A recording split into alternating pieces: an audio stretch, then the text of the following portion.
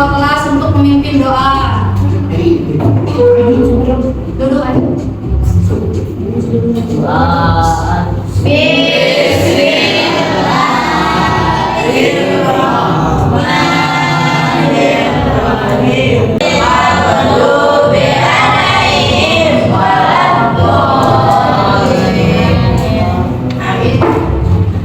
Ibu absen dulu ya.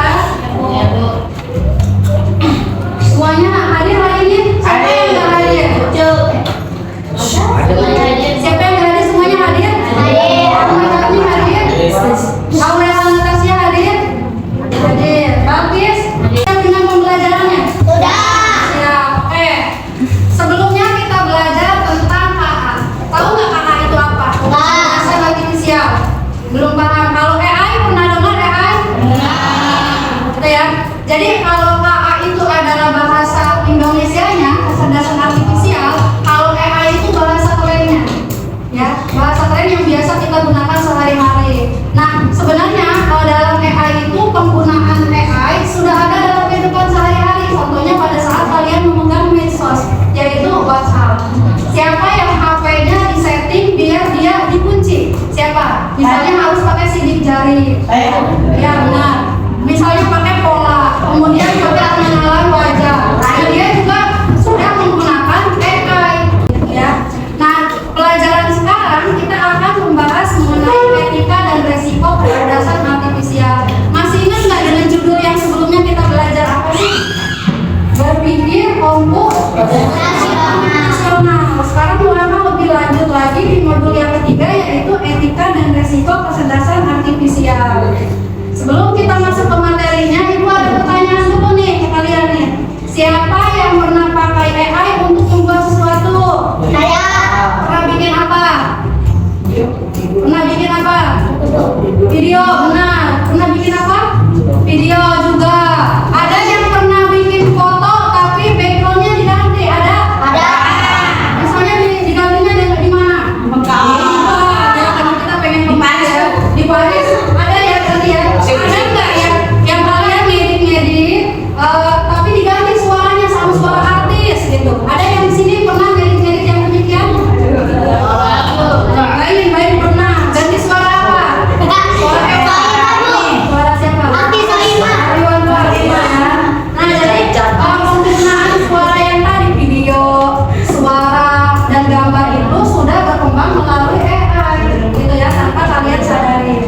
Menurut kalian kenapa AI bisa melakukan kayak gitu? Tadi Ibu saya bikin punya fotonya biasa aja, backgroundnya di belakang tembok, tapi diganti dari gambar yang di muka. Kenapa bisa AI bisa melakukan kayak gitu?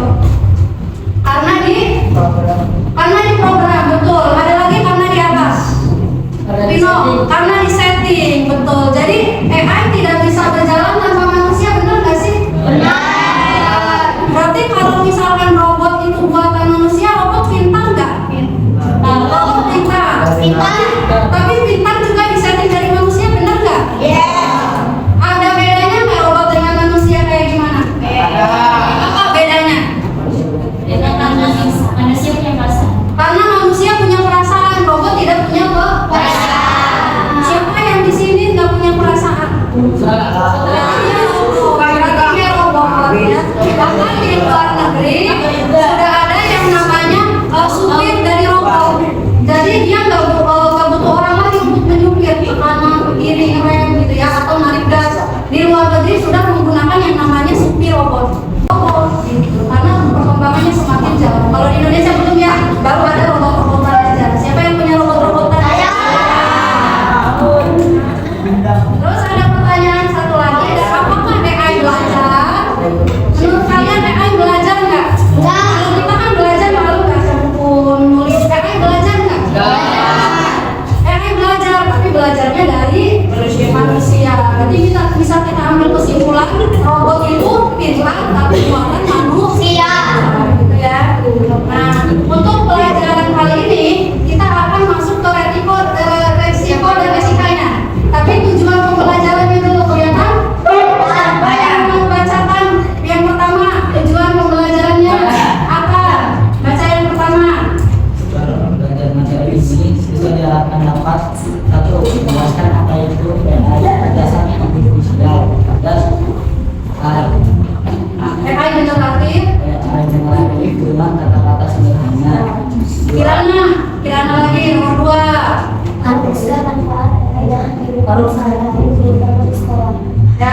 ketiga, Rizky. Memahami etika penggunaan seperti bersikap adil dan menghargai bagi orang lain. Data nomor 4. Mengidentifikasi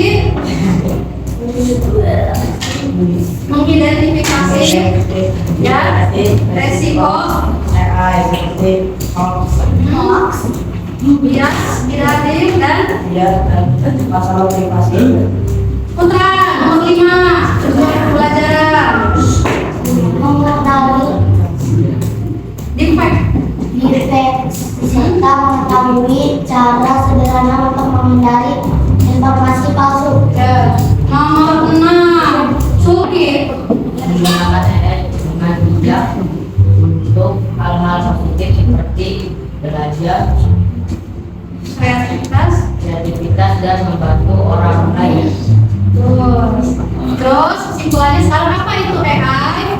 Kalau misalkan AI itu apa?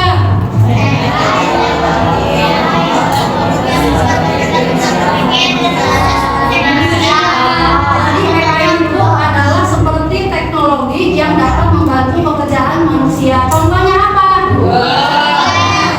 Ada robot, ada yang lagi viral sekarang penggunaannya adalah ChatGPT. Yang tadi ibu bilang ada mobil tanpa supir, gitu ya. Jadi tujuannya hanya membantu. Lanjut lagi. Nah, selain AI ada AI generatif. Apa itu AI generatif? AI yang bisa membuat sesuatu yang baru. Yang tadi ibu bilang, gambarnya gambar biasa tapi dibikin sebagus mungkin. Misalnya kalian tinggal bisa aja nanti di ChatGPT. Tolong buatkan 2 orang yang digambar ini menjadi tampan seperti artis dengan backgroundnya ada di luar negeri. Tadi Paris ya tadi siapa yang pernah ke Paris? Jadi AI akan menuruti perintah kita. Lanjut lagi. Terus apa sih manfaat AI sehari-hari? Membantu belajar, Ada hiburan, siswa ya. Jadi selalu ada manfaat kayak gitu. Menyusun jadwal pelajaran bisa dicari juga di situ. Nah, etika dalam AI. Jadi penggunaan AI-nya kalian harus bijak. Jangan sampai digunakannya dengan hal-hal yang negatif. Kita harus jujur, ya. Tidak boleh mencontek hasil karya orang lain. Kemudian adil, tidak merugikan pihak yang lain. Menghargai sebutan sumbernya. Kalian misalnya ngambil video orang, pakai tuh di ujung videonya credit by atau video by, gitu ya. Karena video yang kalian dapat itu ambil dari orang lain seperti itu. Jujurnya kayak gimana Bu? Tidak mencontek pakai AI maksudnya. Kalian menggunakan foto tersebut, misalnya kalian ketemu ada Kirana, fotonya dicuri, tapi kalian tambahkan 1 orang di pinggirnya laki-laki gitu. Berarti dia tidak jujur. Makanya kita harus bijak dalam menggunakan AI ya.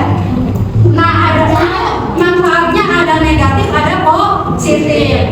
Yang resikonya termasuk negatifnya dalam pembuatan AI, kalian harus memahami apa yang namanya hoax. Hoax itu adalah berita palsu. Pagi-pagi kalian dapat berita ada foto nih di medsos. Kirana ternyata fotonya sama ini. Jangan langsung percaya. Ya, kita harus cari pembuktiannya dulu. Apa benar ini buatan AI apa asli? Seperti itu ya. Kemudian dia juga harus resiko dari AI-nya adalah tidak adil. Bisa jadi dia merugikan orang lain. Kemudian ada lagi privasi data kita nanti bocor. Jadi gunakanlah AI dengan bijak ya. Terus tadi ada pertanyaan, defect apa sih? Benar nggak tulisannya defect? Defect itu adalah video atau foto palsu buatan AI yang terlihat nyata. Kayak gimana sih? Nah itu ada videonya nih, kayak gimana? Menurut kalian video yang akan ibu tampilkan ini hasil AI atau buatan manusia? Baik, ibu akan tampilkan. Kenapa kerja? Aku disuruh mama aku kak. Mama aku namanya Dian. Kamu kenapa sendirian? Aku ditinggalin mama papa aku kak. Mama aku Rizka, papa aku Surya. Kamu masih kecil, kenapa cari uang? Aku disuruh papa aku kak. Papa aku namanya Arif. Kamu masih kecil, kenapa udah kerja? Soalnya papa aku gak pulang-pulang. Papa aku namanya Devi. Kenapa kamu udah cari uang? Aku disuruh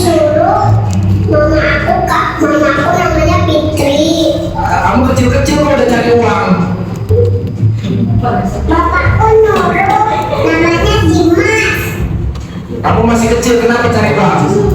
Aku disuruh mama aku namanya Yani. Oh, kenapa sepedanya dijualin? Soalnya bapakku kabur om, bapakku namanya Agus.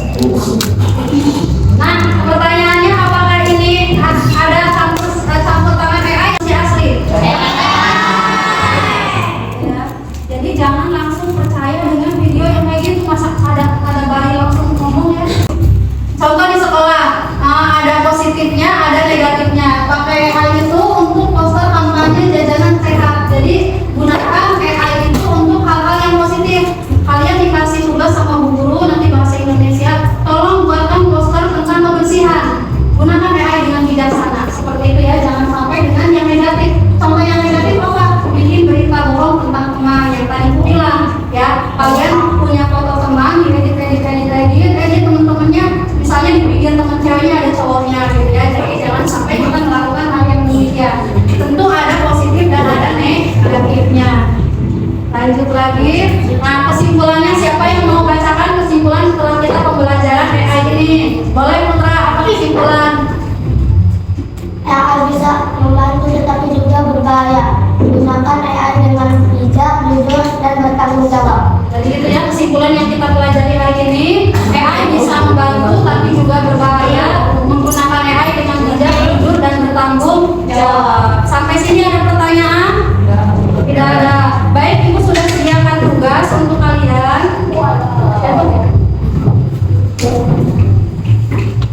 Baik, di sini Ibu sudah sediakan tugas untuk kalian yang berhubungan dengan yang dipek tadi ya. Jadi ada tugas lembar kerja. Kalian sudah dibuat 5 kelompok ya.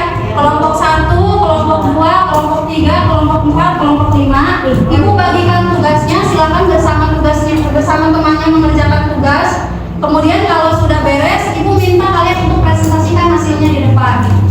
Kelompok 1. Kelompok 1, 2.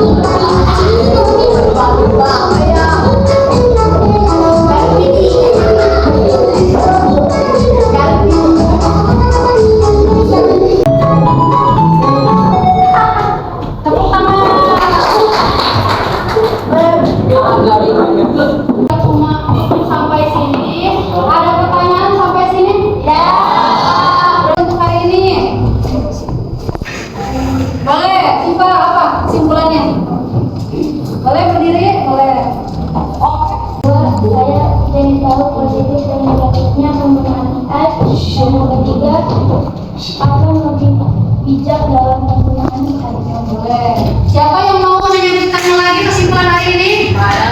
Tidak ada.